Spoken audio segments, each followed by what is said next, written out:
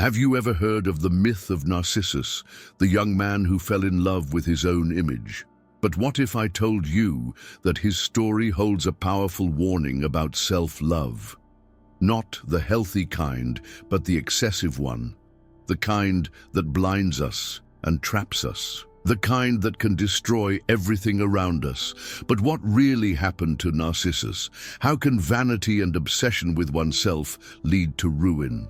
Stick with me until the end and discover the true story behind this classic myth. A story that will make you rethink what it truly means to love yourself. Since ancient times, wise people have said that no one can truly love another without first loving themselves. Self-love was seen as something essential, a force that gave confidence and balance. However, like everything in life, it needed boundaries. When it turned into obsession, it ceased to be a virtue and became a prison. That was the case with Narcissus. From a young age, his beauty was a source of fascination and admiration. Those who saw him felt as though they were in the presence of something almost divine, a rare perfection. His hair shone in the sun, his eyes were as deep as calm lakes, and his posture reflected unwavering confidence. There was no one who didn't find him captivating. But the problem was, Narcissus knew this, and knowing too much about one's own greatness can be a dangerous burden. He strutted through the fields and forests as if the world existed only to admire him. Young men and nymphs fell in love at first sight, declaring their love with sweet words, offering flowers and making promises of devotion. But Narcissus didn't care. To him, the affection of others was an annoyance, an unnecessary distraction. His heart was made of stone, closed to any feeling other than his own admiration. But as with all fates designed by the gods, Narcissus's story was no accident. Before his vanity could condemn him, another story was already being woven, one that involved a young nymph whose fate would be as tragic as his. This nymph's name was Echo. Long before Narcissus enchanted everyone with his beauty, there was a nymph who filled the valleys and forests with her melodious voice. Her name was Echo, and she was different from all the other nymphs. While many preferred the tranquility of waters or the gentleness of the breeze, Echo loved the sound of words. She spoke without stopping, telling stories, asking questions, and spreading her joy wherever she went. Her friends adored her. With Echo around, there was never silence or boredom. She had a vibrant energy and a welcoming presence. She walked through the woods, danced around streams, and spent hours talking to anyone who was willing to listen. But her passion for words was also her greatest peculiar trait. If a conversation started, Echo was the last to speak.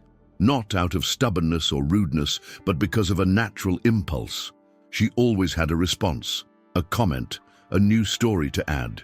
This trait, which to many was just fun and entertaining, would one day change her fate forever, because in a world where gods walked among mortals and passions could seal destinies, even the most innocent of qualities could turn into a curse. As charming as she was, Echo had a habit that not everyone appreciated. She never let a conversation end without having the last word. If someone told a story, she would add a detail. If they asked a question, she answered and immediately followed it with another. Even when the subject seemed exhausted, Echo found a way to keep it going for a few more moments.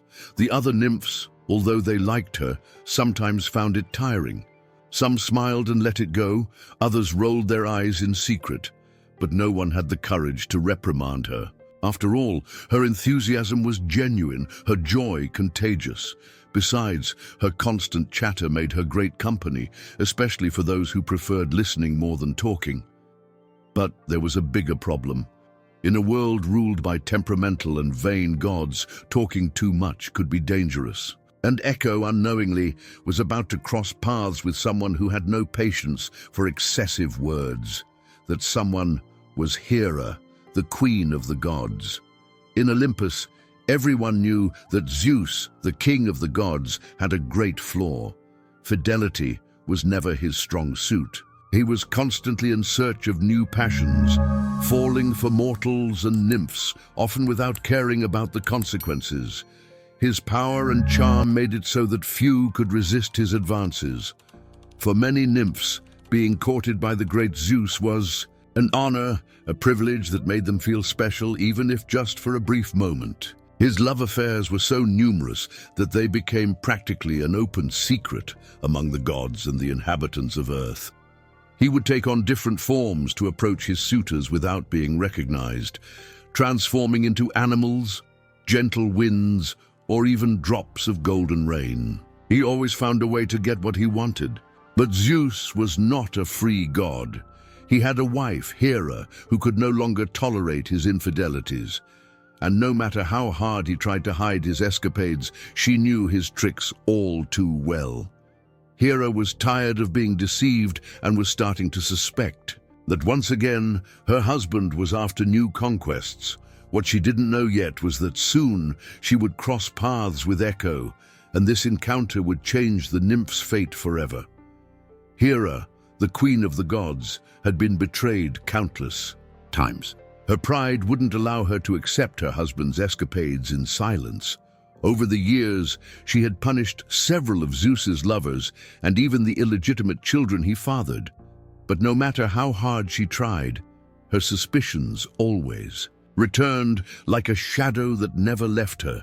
This time, Hera felt deep in her soul that Zeus was up to something again. Something told her that her husband had been lingering around the mountain nymphs, seducing them with his empty promises.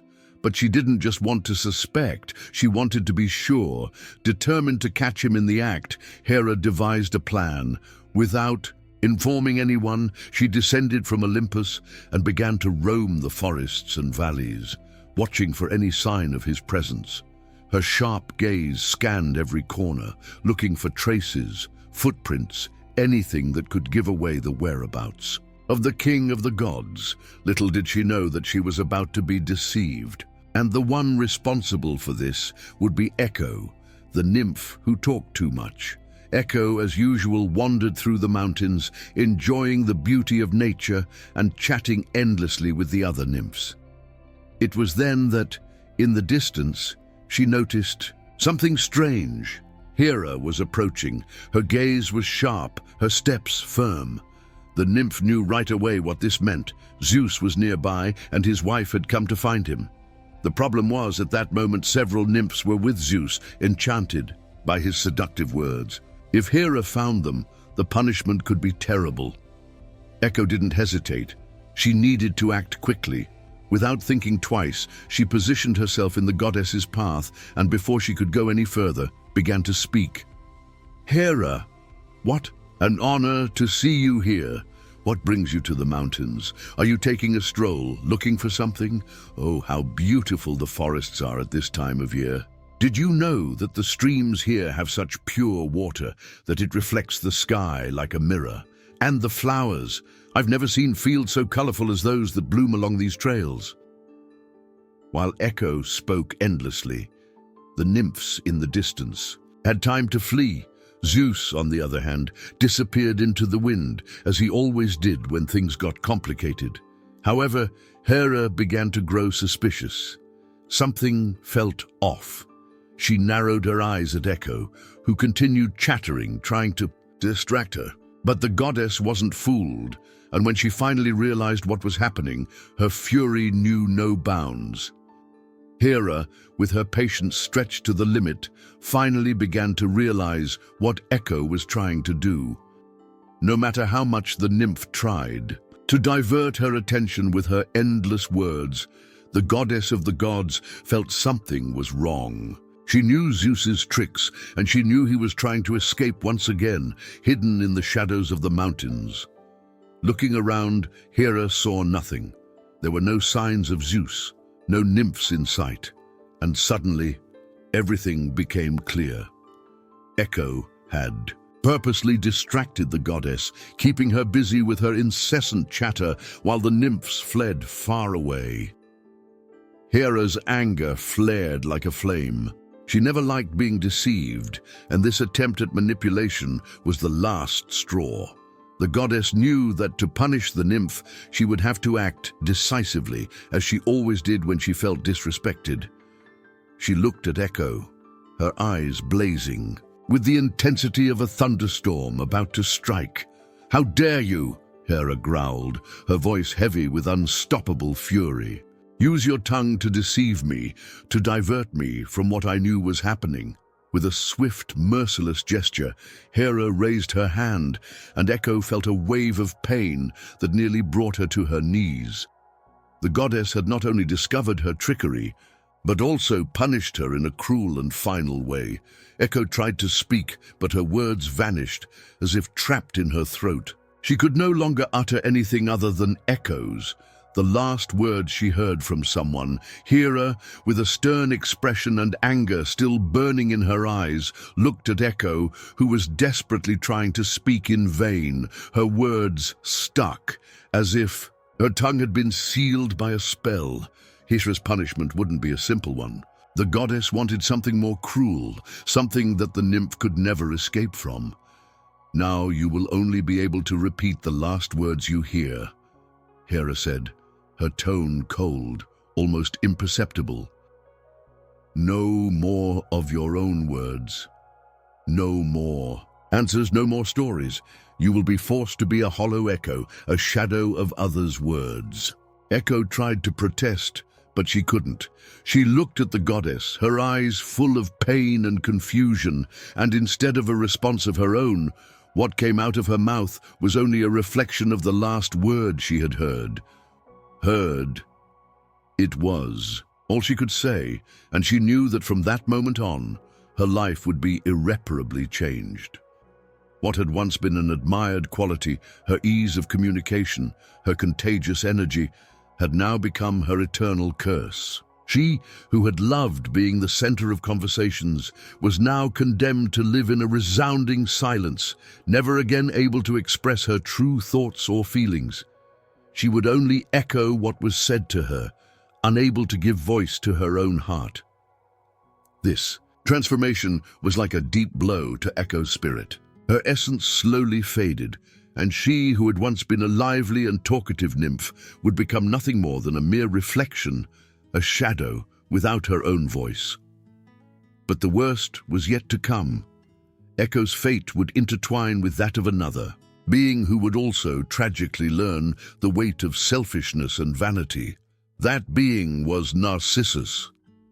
Narcissus was born in a distant valley where flowers bloomed in vivid colors and rivers ran quietly, reflecting the blue sky. His mother, Liriope, a beautiful nymph, was captivated by the son she had borne with the river god Cephissus. From the moment she held him in her arms, she knew he would be different. The boy's beauty was extraordinary, an enchantment that went beyond appearance, almost ethereal.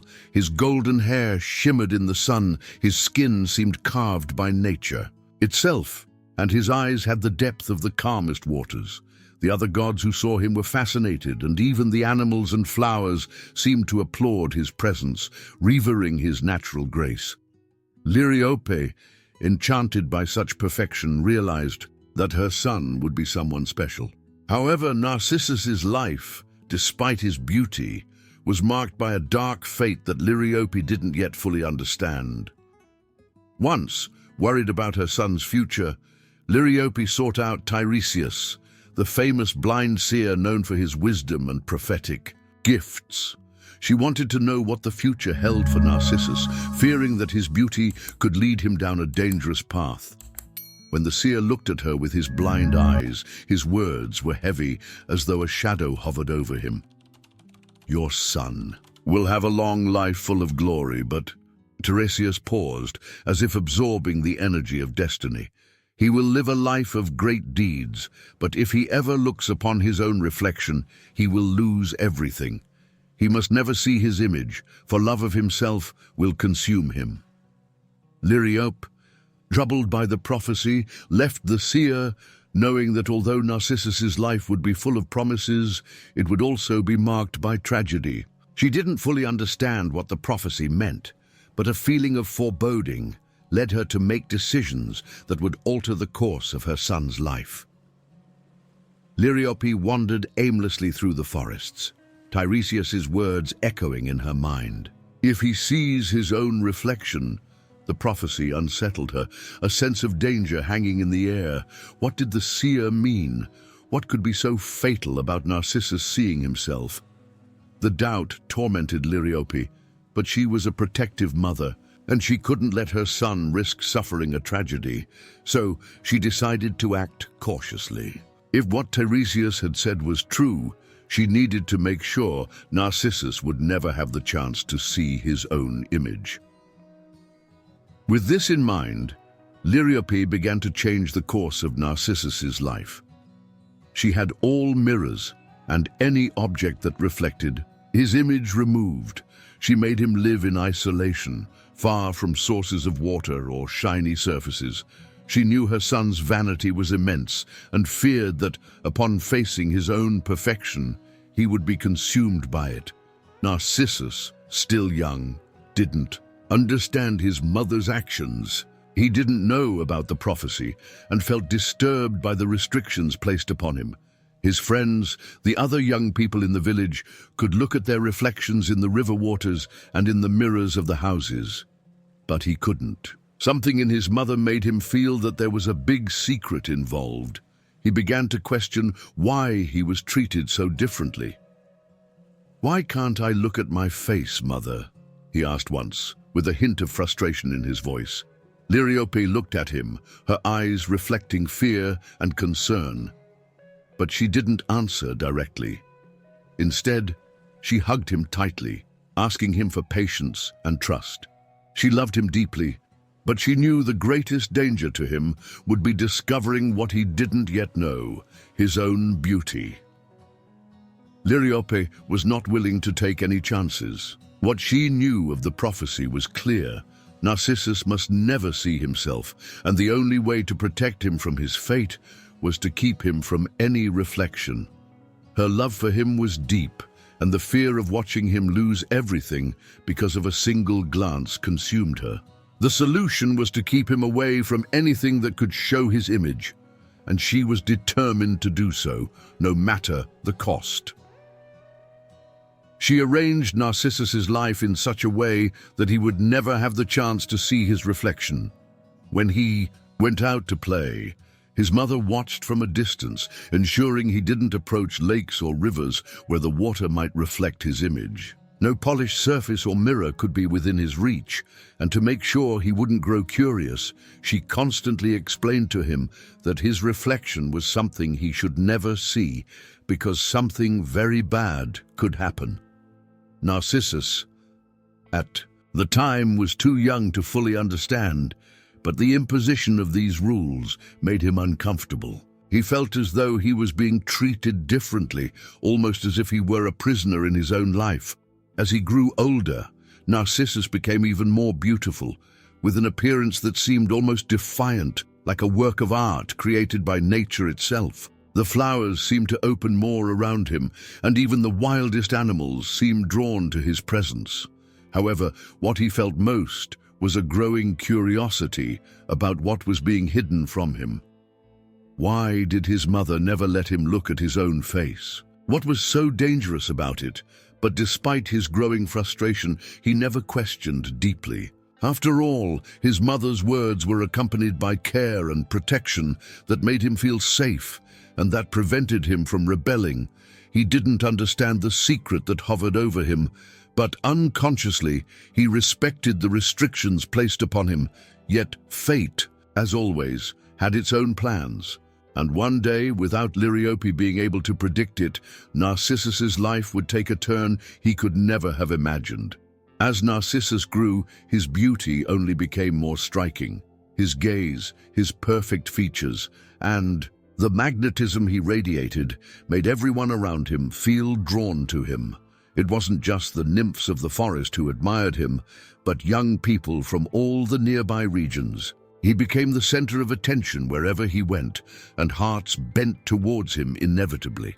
However, Narcissus, already immersed in his own perfection, did not feel these emotions with the same intensity. He felt a sort of superiority, as if, no, One was worthy of his love, and his perception of himself was completely focused on his own greatness. When any admirer approached and confessed their love, he treated them coldly, rejecting them without a second thought. "How dare you think someone like me could be interested in you?" Narcissus would say, with a smile bordering on arrogance. "I am too beautiful to waste my time with anyone who doesn't make me admire my perfection even more." He enjoyed being adored, but was never willing to return the love others offered him. His desire to be constantly admired, yet without getting involved, made him more and more distant from others. To Narcissus, the world existed only for him to be gazed upon, and he needed no one but himself. Every rejection he gave, however, only intensified the feelings of his suitors. But this didn't matter to Narcissus. What he didn't know, though, was that someone's heart was about to be broken in a way he could never imagine. And who would be the next victim of his selfishness? A nymph named Echo, who watched him from afar, already feeling the pain of an impossible love. On a clear and cool day, when the sun softly shone over the forests and valleys, Echo was strolling through the mountains as she often did. She loved exploring nature, her vibrant energy always keeping her in motion, talking and singing with the trees and animals. However, that day, something unexpected happened. As she walked through the valley, Echo heard the sound of footsteps in the distance, soft and rhythmic. Curious, she followed the sound and soon came upon a sight that took her breath away. Narcissus, with his radiant beauty, walking along the riverbanks. His golden hair glistened in the sunlight and his eyes shone with the intensity of stars. Echo, who had never seen anything so beautiful, was immediately captivated. Her heart raced, and an emotion she had never felt before took over her being. Echo knew it was impossible to approach him, as her own curse prevented her from speaking freely. Yet she could not help but watch Narcissus, enchanted by the grace with which he moved, by the perfection of his gestures. It was as if the world around her had disappeared, and all that existed at that moment was him. No matter how much Echo tried to approach, the fear of her own inability to speak kept her from acting. She, who had always been so talkative, was now consumed by a silent passion, unable to express herself. Even with her heart pounding, she could only watch him from afar, wishing she could speak, but knowing Hera's curse prevented her. Narcissus, immersed in his own thoughts, did not notice Echo's presence. He walked with the confidence of someone who knew that everyone around him was mesmerized by his appearance, and his eyes, gleaming with a kind of selfish pleasure, were focused only on himself. Echo, no matter how much she tried, knew that this love was impossible. She could never speak to him, and he, so wrapped up in his own perfection, would never notice her. Echo couldn't stop thinking about Narcissus. His eyes, as deep as calm, lakes were engraved in her mind, and her heart beat faster with each passing day. With every step she took through the forests and valleys, the sound of her voice, once so cheerful and full of life, now seemed lost, directionless. She only wanted to be near him, to look at him without being noticed, but her curse made her a prisoner of silence. She followed him silently, always at a distance, watching how he moved gracefully through the forests and streams, admired by all who encountered him. It was as if the world had revolved around him, and Echo, a mere nymph with her impossible love, felt increasingly invisible. But despite this, she could not pull away. The love she felt for him was like a flame burning within her, hot and immense, though she knew she would never have the chance to confess. Echo tried every way she could to approach Narcissus, hoping that somehow their paths would cross. She started waiting for him on the trails he usually walked, hoping that at some point their paths would meet. But every time this happened, she could only watch, paralyzed by the impossibility of speaking. Her heart was tight, wishing she could express herself, but her fate, shaped by Hera's curse, prevented her from doing anything but repeating what others said.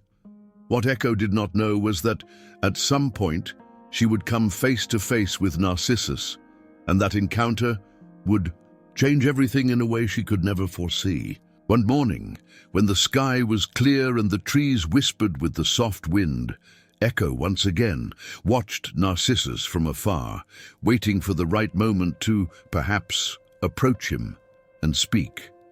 She saw him walking along the banks of a crystal-clear stream, his steps firm and graceful, as if the world was at his feet. Echo felt that this was the moment. Nervous but determined, she decided to approach him. Her heart raced, and anxiety made her hands tremble. However, as she began to walk in his direction, a dry branch snapped beneath her feet, making a loud noise and catching Narcissus's attention. He stopped and looked around, trying to identify where the sound came from. His eyes, curious and alert, searched for any sign of life nearby. Echo, panicked, knew she couldn't simply say, "I'm here," or anything else. The curse prevented her from speaking freely. Instead, she whispered in a low, anguished voice, "I'm here." Narcissus, confused, looked around but saw no one. He then spoke, his voice soft but slightly impatient. "Who's there?" Echo, once again, could do nothing but repeat his words, her voice trapped, unable to express herself as she wished. Her heart was shattered. She looked at him with a mix of adoration and despair, wishing she could finally say what she felt, but the only thing she could say was, "Say what I felt." Narcissus frowned, still not understanding what was happening. He stepped closer and, annoyed, asked, "What do you want from me?" Echo, unable to express her true feelings, simply repeated the question, as if her voice had a life of its own, beyond her control. "What do you want from me?" Narcissus's frustration began to grow. He looked around, expecting to see some trick or game being played, but there was no one but him and the strange repetition of words echoing in the air. Thinking it was some kind of joke, he became even more irritated. In a harsh tone, he said, "Go away, I don't have the patience for this." Echo, feeling the sting of his words, repeated again, but now with deep pain in her heart, "Go away." With that, Narcissus quickly walked away, not looking back, unaware of the overwhelming sadness he had caused. Echo, for her part, remained there, paralyzed, her eyes welling up, wishing the curse would show her mercy just once. She knew she could never be who she wanted to be for Narcissus, and even if he rejected her, the love would still burn in her chest, bitterly impossible to express. The wind blew hard, as if trying to push away Echo's anguishing thoughts, but nothing could relieve the weight in her heart. Narcissus's rejection was like a direct blow, so cruel that it left her paralyzed. Not only did he ignore her, but he also ridiculed her. To him, she was just another person, another insignificant face among the many who adored him. Echo stayed there, silent as he walked away, not understanding the depth of the pain she felt. She wanted to scream, but her voice was imprisoned as always. She wanted to run after him, tell him how much she loved him, beg for a chance, but all she could do was follow his words, repeating everything he said, powerless and broken inside. She remained in that place for hours, alone, with eyes filled, with tears that could not be shed. The pain in her chest felt unbearable. She loved Narcissus, but he despised her, and this contempt was a torture she didn't know how to endure. As time passed, the pain became a constant companion. Echo began to distance herself from the world that had once embraced her. The forests and mountains, once her friends, now seemed empty, lifeless. The trees, which once whispered sweet words, were now silent. The sound of her own voice, which she had once loved so much, had now become a constant reminder of her powerlessness. She withdrew into the heart of the forest, where no one could see her, and there, in deep isolation, Echo slowly withered. Her body, once full of energy, was now weak and pale, as if all life had been drained from her. Her eyes, once bright and full of life, were dull, reflecting only an infinite sadness. Echo didn't understand why the love she felt for Narcissus had to be so cruelly rejected. She knew she could never be happy with him, but at least she wanted him to know the intensity of her feelings. But Narcissus's world, egocentric and self-absorbed, had no room for someone like her. Echo was consumed by a pain that no one else could understand, a pain that made her lose all desire to live. Time passed, but Echo's pain didn't lessen. Isolated in the depths of the forest, she wandered back and forth, always in silence, too weak to speak. Her body wilted as the days went by. The vitality that once fueled her now seemed like a distant memory. Echo no longer ate, drank, or cared about the world. Her only companion was solitude, and solitude had never been as cruel as it was now. She spent her days among the trees, seeking comfort in the shadows, but nothing seemed to ease the weight on her chest. The words that had once been her allies had now become an endless torture. She could only repeat what she had heard, never able to express what she truly felt. This made the pain even more intense, as every sound echoing in her mind was a reminder of what she would never be able to share with Narcissus. And her pain wasn't just the reflection of unrequited love, but also the weight of the humiliation he had caused her. She was so deeply scarred by the rejection that she no longer recognized who she was. Echo wondered why she had been cursed with this fate, why she couldn't be like the other nymphs who spoke freely, expressing their feelings without restriction. Over time, the other nymphs began to miss her, but Echo was so far removed from everything that even when they called out to her, she didn't respond. Her friends searched for her in the clearings of the forest, but they never found her. Echo was no longer part of the world that had once embraced her with laughter and conversation. She was lost in her own suffering, unable to escape the cycle of pain and loneliness. The trees, silent witnesses to her anguish, began to lean over her, as if they wanted to offer shelter that she would never again be able to enjoy. But Echo didn't care. She no longer wished to be saved. Her soul had already been broken, and the weight of her pain consumed her from the inside out. She withered slowly, like a flower that fades with no hope of rebirth. Her beauty, once vibrant and full of life, was now fading just like the shine in her eyes. Echo didn't know how much longer she would last, but something inside her had already broken, and life seemed to drain from her veins like water from a river that no longer flowed. Finally, Echo's body disappeared completely. No traces of her existence remained, except for an echo, a solitary voice that never stopped resonating through the mountains and forests. Her essence, her pain, her unrequited passion, everything transformed into an eternal whisper that would echo forever in the world's memory. Time moved on, and the world continued to revolve around Narcissus, indifferent to the suffering he had caused. Meanwhile, other broken hearts began to gather in the shadows, united by the pain and humiliation he had imposed on them. The victims of his arrogance and indifference were not few. Many had fallen in love with him. Many had thrown themselves into the abyss of love, only to be cruelly rejected.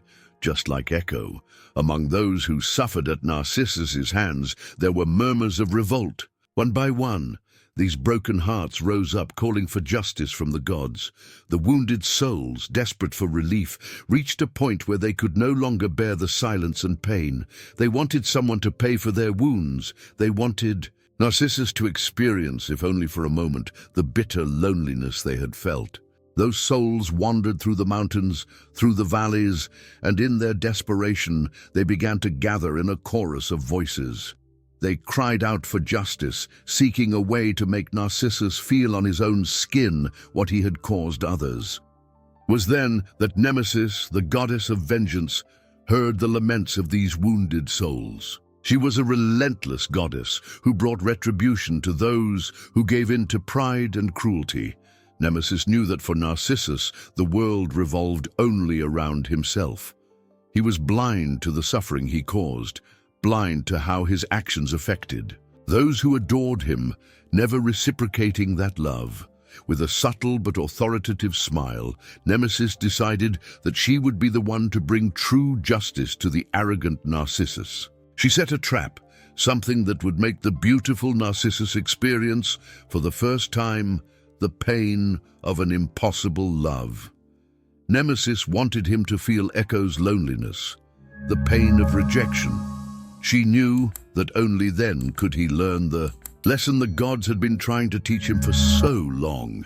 And so, in the silence of the mountains, the rejected hearts eagerly awaited the goddess's intervention. They knew that if Narcissus were touched by divine vengeance, the world would finally understand the weight of disdain and indifference. Nemesis watched Narcissus's fate with an unshakable serenity. The goddess of vengeance knew that the time had come to act. She disguised herself in the shadows with a careful plan in mind. This would not be a common vengeance. No, Nemesis wanted Narcissus to face the most painful love of all, the impossible love, the one he could never have. She followed Narcissus as he hunted in the forests, his eyes fixed on his prey, his thoughts focused only on himself. He was so immersed in his own beauty that he barely noticed the world around him. All he saw was a reflection of what he desired: adoration, attention, reverence. But Nemesis was not deceived. She knew that Narcissus's fate was already sealed. She led him to a secluded place, a clearing where a crystal-clear lake stretched before him. The waters were calm, like a mirror, reflecting the landscape and now the image of Narcissus. She knew he had never seen his own reflection before, something that was a key part of the prophecy. Now, everything was about to change. When Narcissus approached the edge of the lake, he stopped suddenly. His eyes fell upon the water, and he was hypnotized by the sight of a young man as beautiful as he was. But, unlike the other admirers he had ignored, this being didn't adore him. The reflection stared back with the same empty, impassive look, as if challenging him to reach the impossible. Narcissus, unaware, began to feel an increasing love for this image. He was enchanted. It was as if he had finally found someone who understood him, someone who was as perfect as he was. He didn't realize that the image in the water was his own, but the obsession was already taking over his mind. He was facing the only love that could correspond to his own, but this love was an illusion, a reflection. He knelt by the water, extending his hands to touch the image, but every time he tried, it distorted, as if mocking him. He moved closer, but the reflection retreated. He tried to touch that perfect being who was watching him, but it was futile.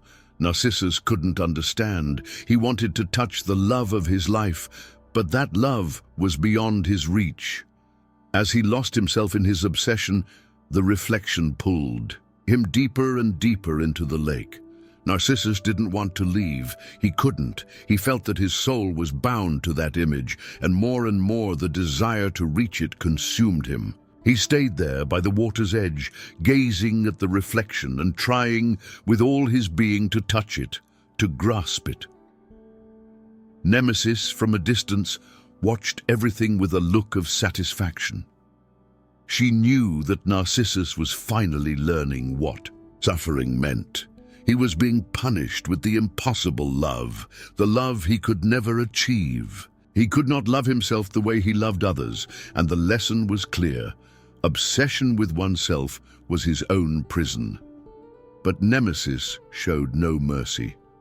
She watched Narcissus as he continued his futile search, until fatigue and hunger finally defeated him. He refused to leave the lake, and obsession was what led him to his final fall. He withered, consumed by the madness of trying to embrace what he could not have. Narcissus no longer knew how long he had been there. The sun was beginning to set, painting the sky in golden and pink hues, but he couldn't perceive anything around him. All he could see was that perfect face, that reflection looking at him with the same eager eyes.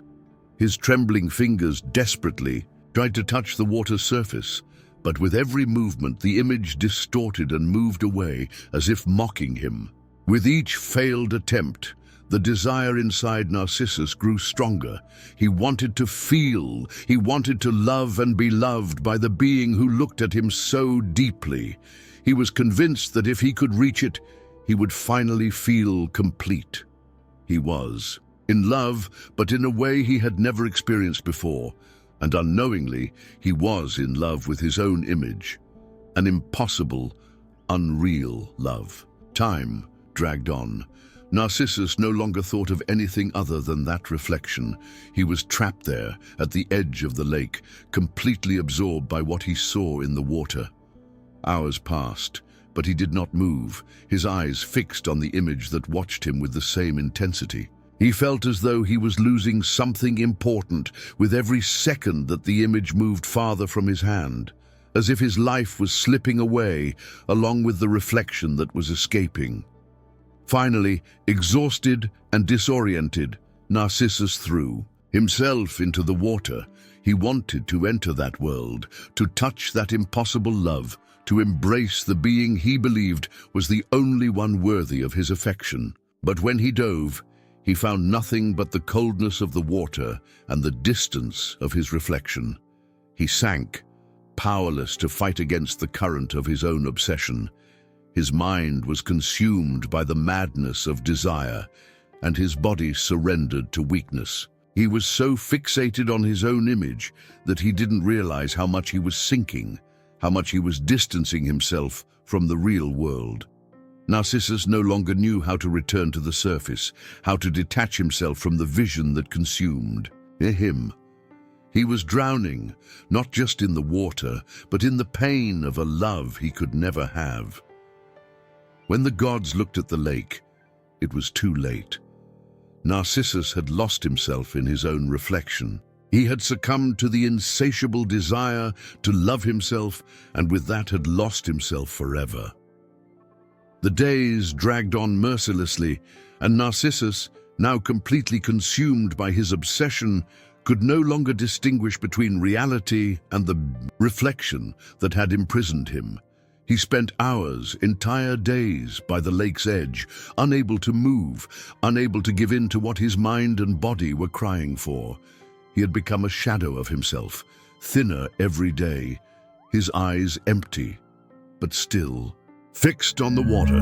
His beauty, once admired by all, now seemed like a distant memory. The face he so longed to touch and embrace was an illusion. The lake's water, once reflecting an imposing and desired being, now showed a young man consumed with pale skin and eyes empty of life, searching for something he could never reach. He was in a vicious cycle of love and frustration, a one-sided love that only tore him apart more and more. Time slipped away slowly, and Narcissus didn't realize how much he was surrendering to death. He refused to eat, believing that by allowing himself to be consumed by pain and desire, he could achieve the perfection of the love he sought. But the tragedy was that this love was a lie, an illusion that only caused him suffering. As Narcissus withered by the lake's edge, the winds blowing through the trees and the lake's waters seemed to whisper his name, as if trying to warn him, as if trying to make him stop sinking into this impossible love. But he did not hear. He could not hear, for he was completely blind to the truth. Each distorted reflection that pulled him deeper into the water gave him more hope, more desire, and moved him further away from salvation. Finally, after endless days and nights, the young man gave in. He no longer had the strength to fight against the weakness that consumed him. His body was exhausted, and his mind was taken by obsession. The cold water of the lake enveloped him completely, and as he was engulfed by it, Narcissus succumbed to his own despair. He died there, alone, at the edge of his own love. The tragedy of his death was silent, but its impact was immense. The youth and beauty he had so revered faded the moment he accepted the illusion of an impossible love. And in place of a human being, only the emptiness of obsession and loss remained. Narcissus's death did not go unnoticed by the gods. Aphrodite, the goddess of love and beauty, watched with sorrow the end of the young man whose life had been consumed by vanity and obsession. Although his death was a lesson about the dangers of excessive self-love, the goddess could not ignore the beauty of Narcissus, which still, in some way, deserved to be remembered. With a delicate gesture, Aphrodite decided that Narcissus would not be forgotten. At the spot where his body finally rested, at the edge of the lake where his soul had been lost, the goddess caused a flower to grow. The flower, with white and yellow petals, bowed downward as if looking at the reflection in the water, exactly as Narcissus had done in his last vision. The flower that grew there was named Narcissus, in honor of the young man who never stopped admiring himself. Its petals, delicate as the skin of a god, symbolized both the beauty and the tragedy of his end. Thus, the flower would become an eternal symbol of vanity, of love that is blind and impossible to be reciprocated. The other gods, though feeling the pain of Narcissus's death, understood that he had paid the price for his obsession. Aphrodite, with her benevolent nature, gave him a form of immortality, but not in the way he had desired. Narcissus would now live forever in his flower, which would continue to grow over time, admired by those who unknowingly could also lose themselves in its beauty. And so, the Narcissus flower spread across the fields and gardens, reminding everyone that no matter how beautiful one's appearance may be, love that is not shared, love that is not learned to be given, is always a hollow and dangerous reflection. Even the most beautiful, when too captivated by their own image, can lose everything. The myth of Narcissus crossed the centuries, its lessons echoing through generations. Over time, his story became not just a warning about the dangers of vanity and egocentrism, but also inspired a deeply studied psychological concept, narcissism. In modern psychology, the term narcissism came to describe a condition in which a person has an exaggerated view of themselves, an inflated self-image, and an insatiable need for attention and adoration from others. The narcissist, just like Narcissus, constantly seeks to admire themselves and be admired, often failing to establish genuine connections with others.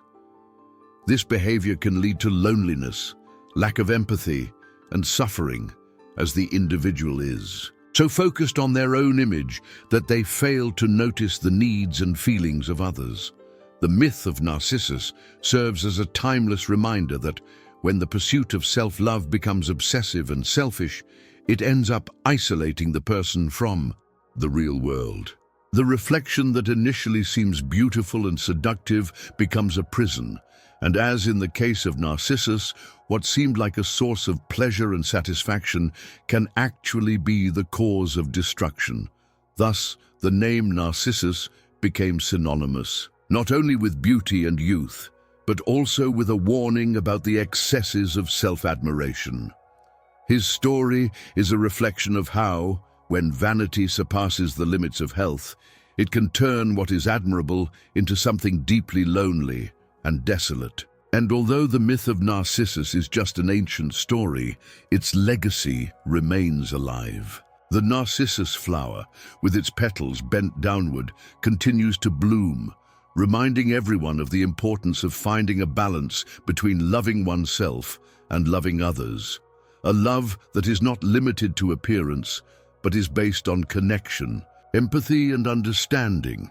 And so, the story of Narcissus teaches us that self-love is essential, but it must always be balanced, without falling into the trap of selfishness. The reflection we see in the mirror may be beautiful, but true love is found in connection with others. If you enjoyed this story, share in the comments what you learned from it. Don't forget to like the video, subscribe to the channel, and hit the bell to not miss more stories like this. Until next time,